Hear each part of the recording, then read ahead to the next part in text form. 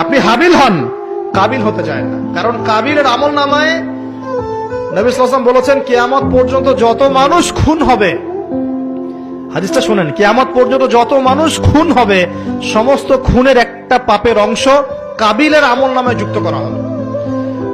কারণ কি? কারণ পৃথিবীর ইতিহাসে সেই প্রথম খুনের সিলসিলা চালু করেছিল, সে তার ভাই হাবিলকে হত্যা করেছে।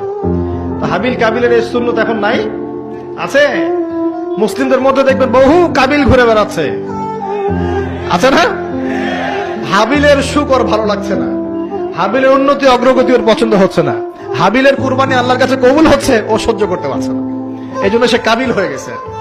এরকম কাবিলের সংখ্যার অভাব নাই তো পৃথিবীতে।